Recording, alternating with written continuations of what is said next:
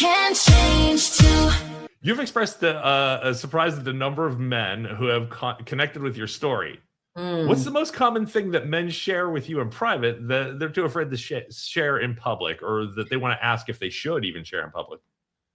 You know, it's really the interactions that I have had. One, they read my book and have made just little, nothing too detailed, nothing like, hey, this happened to me, or nothing at all like that. But they have commented and they've thanked me for the book.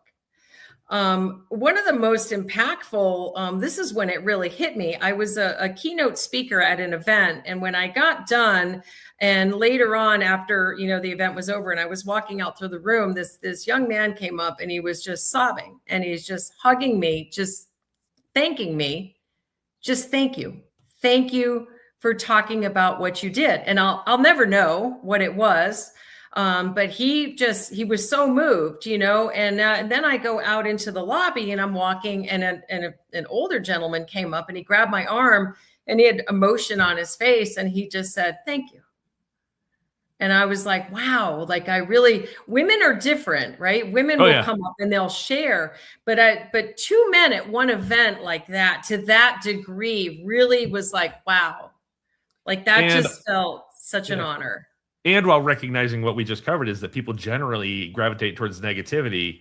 So to get two positives, it's like a review on a restaurant. You're going to meet a million negatives, and very few people who had a great time will write a review. Those guys were really touched to the point where they had to tell you. It almost like they felt relief. Like they almost felt like, wow, somebody told our story. Yeah. And it's okay. It's amazing. That has to be worth everything. That was, to me, I can't even ever describe the level of gratitude that is. I can't. I have an idea just from advice I've given in the past. I've had people come back years later and tell me what my advice did. And I know that's on the little side, right? It was just, I told them, hey, why don't you just talk to your wife? Stuff like that. But you in your life, if somebody made a movie of your life, the different phases you've been in, from the 80s alcoholic to just homeless, all the things, you need several different actors to cover you and the segments of your life. So for the men listening who are over 50 and feel like their best years are behind them, or that it's too late, which you may have felt 10 years ago and then 20 years ago, what would you say to help them cover or uncover the wisdom and experience that you've got to? I guess, well, for me, I never felt too late. I still am kind of astounded that I'm 60. So I think that's still kind of weird for me. No, I'm 55 and I'm like, when did this happen? Yeah, because age has not ever been, I wanted to die for so many years that I think every year I didn't, I grew more amazed, honestly. So I never sat there and got to a space where it was like, well, I'm not going to be able to do this stuff anymore. I mean, it's just, there really is there's only age if we choose it to be, so people will feel like they're washed up or their career is over. Or how could I leave my marriage? I mean, people looked at me like, why would you leave? Why would you leave just because you're unhappy? That's stupid. Well, what are you talking about? You answered your own question first off. Why would you leave? I was unhappy. There's really no nuts, rule that says you have to stay in place. I mean, life is meant to be lived. You know what I mean? Yes. And I caught myself, the reason Wesley and I were planning such a big move is I found myself, I made a ton of money in real estate. I mean, it was like such a ridiculous machine, unbelievable money. My first year, 6 figures, second year, 6 figures, bought a house and continued First year, 6 figures in real estate. First year. I know it's Florida, but First year. Golly. Wow. First year. Well done. I mean, that really, and it's not because I'm an incredible salesperson.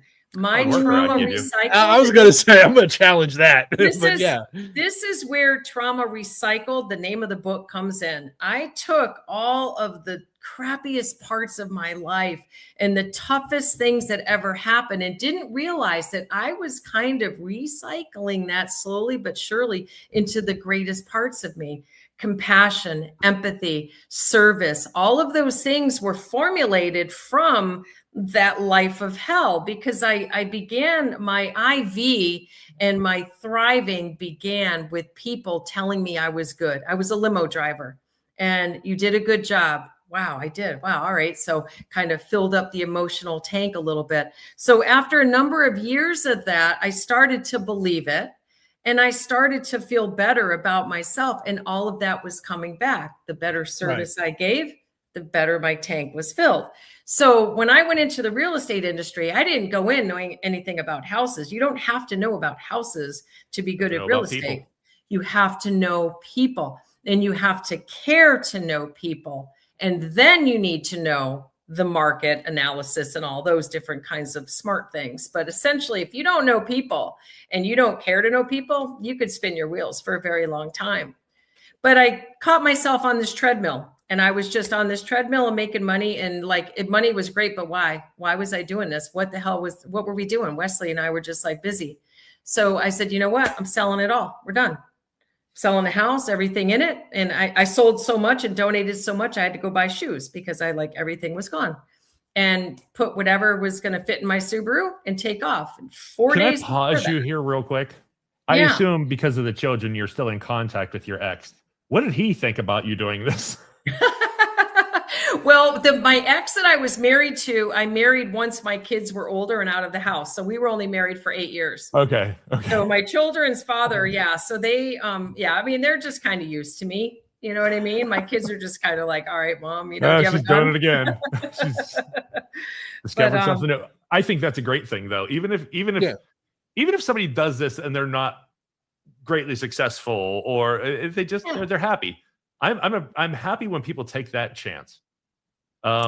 Exactly.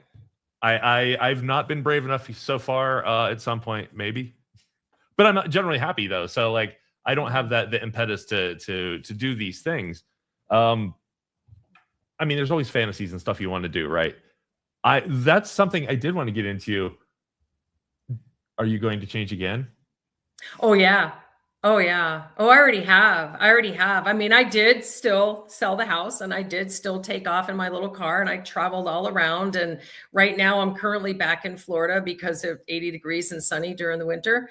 But you know what? I don't stay in any one place for any long time. And I will be definitely making another transition again. I mean, I kind of do it every couple of years because I'm really good at it, and it's fun. And why not?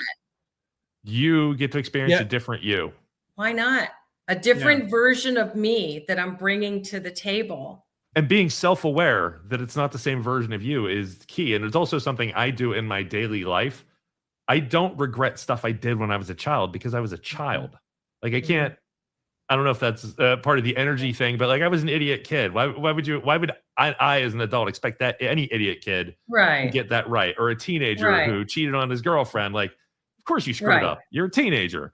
And I even do that like 5 years ago. Like, I was 5 years less experienced. That wasn't my best call. And I think that matters to be able to look back and go, well, that was a different me. I hadn't learned these things yet. And I just never use it as an excuse. That was me. That's what I decided. But it's okay. I made a bad call. I love that. Yeah.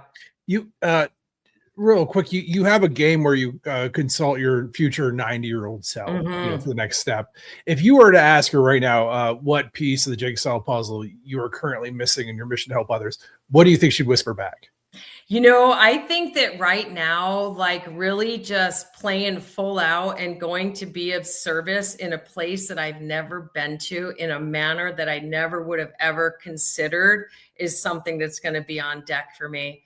I know that and I think this is important for us all to do, project being on your deathbed. I think that we need to really come to grips with death a little bit better in our society. Be on the deathbed and just sit there and go like, what would I say to myself? And I tell you, like, I would be so incredibly freaking grateful to myself for the life that I've given. And I will not go down with anything that is a someday. I stopped doing someday a long time ago. I don't do it. I don't say it. There is no someday. It's happening or it's not. And I think that's important. Wow. Okay. Yeah. No, I get that. I absolutely. Yeah. That's phenomenal. Instead of saying someday, and we're running out of time, you will be back. 100%. You will be back. We are not done. I originally, when I first, when you first, I don't want to cut you off, but I can't stress enough. We've covered just one tiny outer layer of like everything we were going. I had 10 questions about limo driving. I'm not kidding you, because I'm sure you have stories. Everybody has the kids who want the alcohol, or somebody who rents it just to get laid and doesn't. You have stories, and I want to dig into those. In fact, yes, go ahead, give us just one real quick to get us out of here, and then we're going to talk about your podcast and tell people again how to get a hold of you. You know what? There's a million limo stories that I could tell, but one of my favorites. I was in New York City, outside the Waldorf Astoria. I was very early to pick up a couple to bring them back to their house, and there was a very old woman standing there by herself with her little bags. And I walked up to her and asked how she was doing, and she said, "I've never seen a limo before. Can I look at yours?" And I opened up the door for her to see it. And she just caught her breath like this. And she said, "Oh my God, I can't believe I'm looking at it." And I said, "Why don't you get in?" And she said, "Well, my daughter's coming to pick me up in a minute." I said, "Well, get in and we're going to go around the block. And when she comes here, then, we'll let her in." So she got in and we drove around. And I tell you what, that could bring me to tears right now, thinking of that woman. I still have her picture. Because we went around the block, was her daughter walking to pick her up. We put her in the limo and we continued around the block and went back to the front of the Waldorf and let her out. And that. No, in the Waldorf, like in front of the Waldorf. Story says so much about the soul of who you are. The person inside you is like, I could let you in the back. Like, yeah, sure, I could take you. Like it's not most people say get. Yeah, and you stopped to talk to her first, which people don't do. I'll never forget her. And thank you so much for being here. Thank you, Zaz, for helping out. I really appreciate everybody for watching, tuning in. We do have some shows coming up. We'll have those at the very end here. Please, I'm going to buy Trauma Recycled because I need to hear all the stories. We're going to have you back at some point to cover the more questions I have after reading your book. Please use the QR code, the URL, Josh. I know he has his finger on it. Yeah, he does. And peshka.com. You can find everything else there. And right before we get out of here, do you want to tell us about the podcast you're working on or what's going on with that? Yeah, it's called Trauma Recycled Conversations. And I'm going to be going through each chapter of my book and talking about the chapters and kind of opening up the doors for people, questions that they may have about it, and it's all raw conversation. The whole podcast is just the guests that I have on are just real, true blue people moving through stuff. Beautiful. Fantastic. Awesome. Thank you so much. Zaz, you have anything else? No. Like I said, I need to follow up because there's a lot of other pieces here that we want to discuss. I mean, like I said, we covered. I was telling the guys earlier, like pretty quickly, we jumped from like decade to decade, and there's a lot more there, especially considering once we get our teeth sunk into the book, it's gonna be a lot more fun round two. So. Thank you. Thank you. I thought we were spoiling too much, but you just made me. You sold the book. That was like not ask. Yeah. Anyway, go on. Sorry. No. Hey, thank you very much, everybody. Have a great night. Tune in next week. We're gonna have 2 more shows coming up, possibly 3, and then we're gonna take a summer break for a little bit. Our next guest, Josh, if you have those ready, Jenica Berger, actor, producer, director, flailing mother of 3. You've seen her in Drew Carey, Shameless, Modern Family. She's produced Mermaid and 2 Beaches, which I believe you can see on YouTube. And you want to check it out. And Bosch, I forgot to mention that. A lot of people like that show. Tune in next week, and she'll be here. And then after that, we're going to have Jackie the Joke Man Martling from the Howard Stern Show. We're going to discuss his entire life is my plan, which we'll run out of shortly. And hopefully he'll let us play Stump the Joke Man. All right, I'm dying. All right, thank you. Have a great night. Thank you again, Ann. Love you being here. And that was awesome. Thank you so much. You're so much fun. Thank you. Everybody be safe.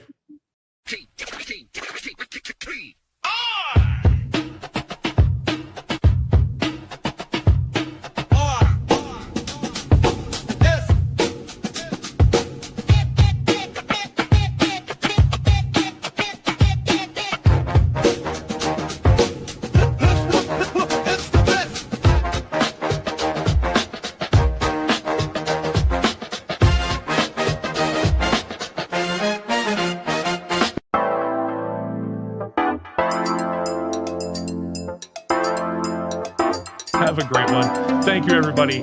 Have a wonderful night. Be safe out there. Treat each other well.